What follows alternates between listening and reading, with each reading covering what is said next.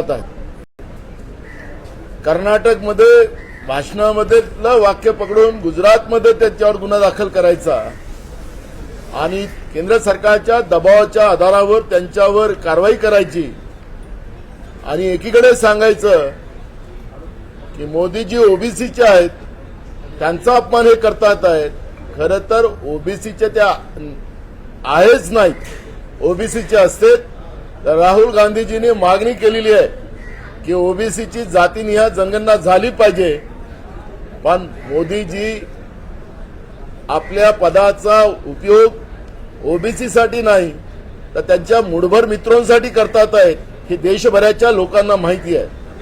मताचा फक्त व्यापार करण्यासाठी ओबीसीचं नाव घ्यायचं, ओबीसीची मतं घ्यायची आणि सत्तेमध्ये येऊन मित्रांसाठी देशाची तिजोरी लुटून द्यायचं.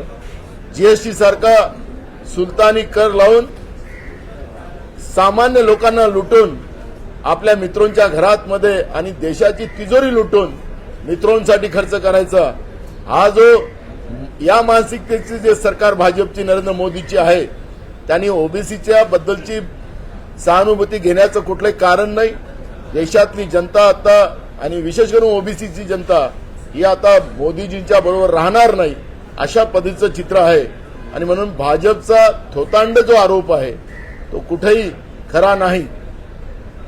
दुसरा महत्वाचा प्रश्न, निकाल जे महाराष्ट्राच्या विधानसभेत कधी नव्हे काळ्या अक्षरामध्ये लिहेल अशा पद्धतीचं कृत्य सत्ता पक्षाच्या वतीनं झालं.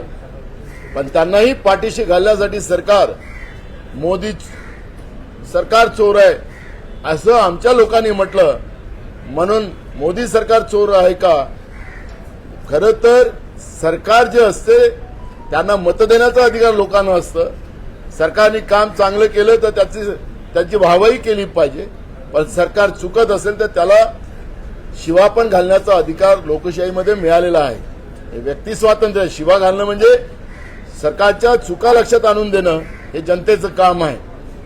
आज आपण जीएसटी सारखा कायदा आणून ज्या पद्धतीनं गोरगरिबांना, सर्वसामान्यांना, शेतकऱ्यांना लुटून मुठभर मित्रांसाठी त्या पैशाचा वापर करण्याचं काम मोदी सरकार करते आहे.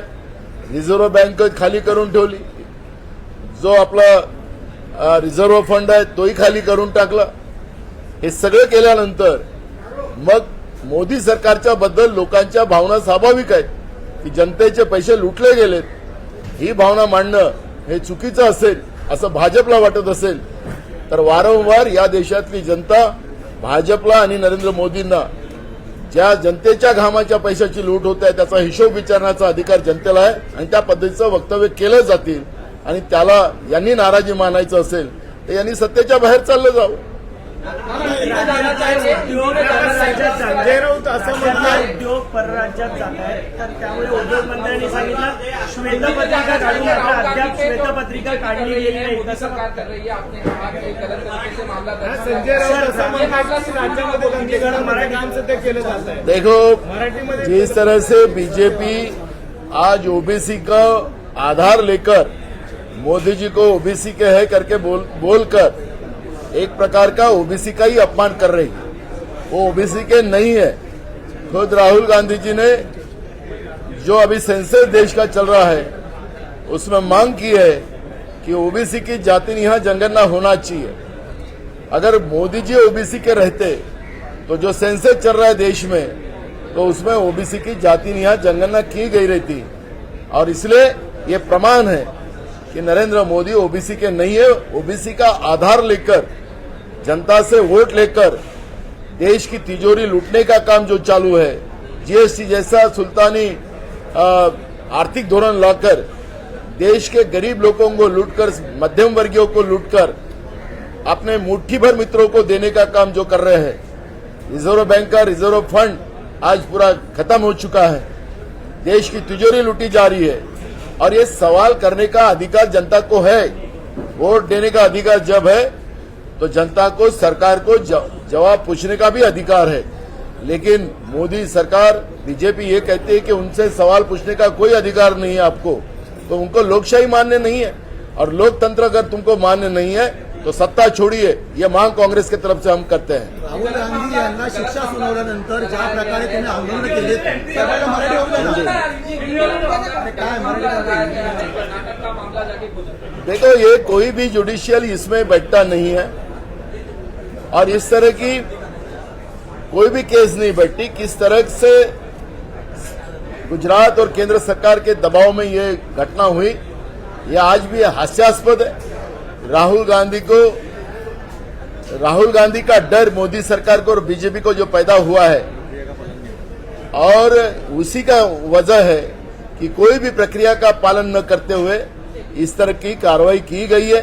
इसका हम निषेध करते हैं। पूरे देश में आपने देखा होगा, कल महाराष्ट्र में पूरे शहरों में, ब्लॉक में आंदोलन हुए और इस तरह की विदाउट प्रक्रिया के ये कार्रवाई न होते हुए राहुल गांधी जी के ऊपर कार्रवाई जो हुई है उसका पूरे देश में विरोध हो रहा है।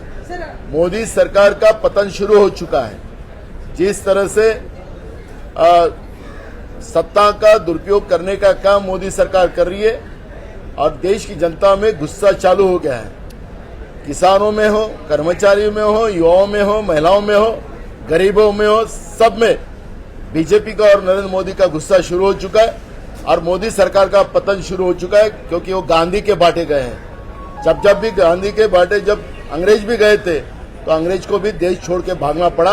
ये राहुल गांधी है और इसलिए राहुल गांधी के अगर बाटे गए हैं तो अब मोदी सरकार का पतन शुरू हो चुका है। सर, अर्थसंकल्प के बजट का आखिरी दिन चल रहे हैं, ऐसे में महंगाई के मुद्दों को लेकर कोई भी विषय, कोई भी वक्ता मतलब जो है वो बोलता नहीं है। ऐसे में इस अर्थसंकल्प के बजट से जनता को कितना फायदा हुआ है? देखो, बीजेपी से जनता की कोई उम्मीदें नहीं रही है। ये जुमले सरकार है और ये जुमलेबाज सरकार से अब कोई लोगों की अपेक्षा नहीं रही है। किसानों के लिए नहीं रही है, ना महंगाई के बारे में रही है, ना युवाओं के बारे में रही है, ना गरीबों को।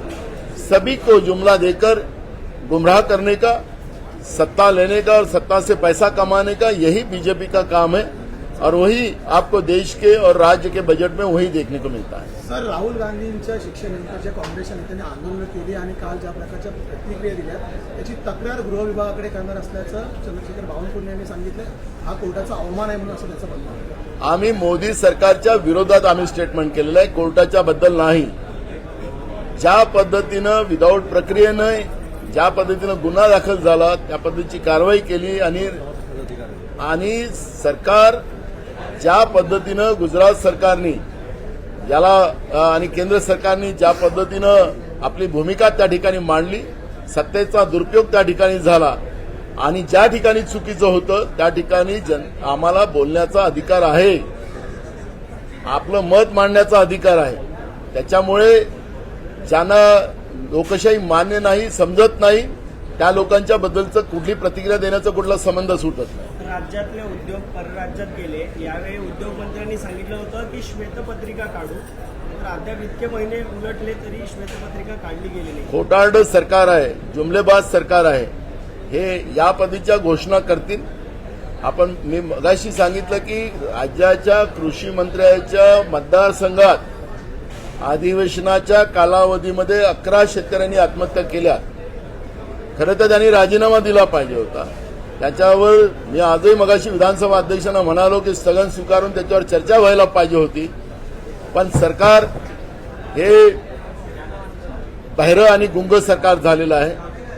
त्यांना ऐकायला येत नाही, दिसायला पण नाही आणि फक्त खाणं आणि जनतेचा पैसा लुटणं आज आता या सरकारचा एक प्रकारची मानसिकता झालेली आहे आणि त्याचंच दर्शन आता राज्याची जनता पाहते।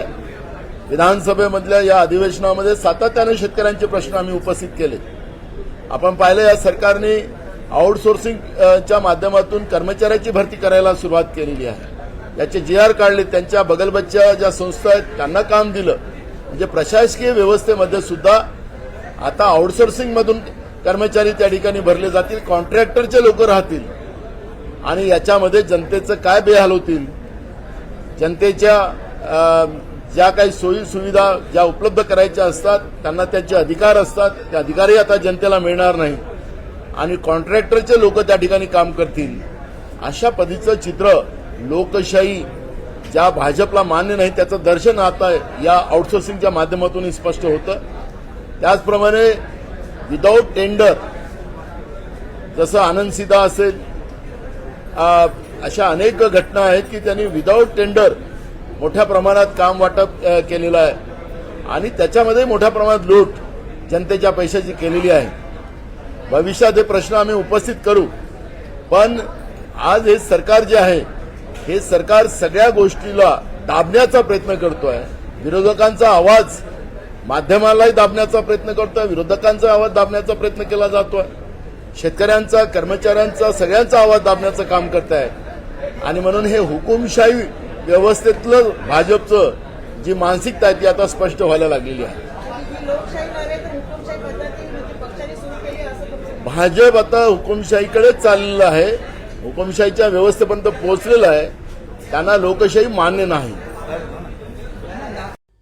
आमची व्हिडिओ बातमी आवडल्यास लाईक, शेअर आणि समांतर चॅनलला सबस्क्राईब करायला विसरू नका.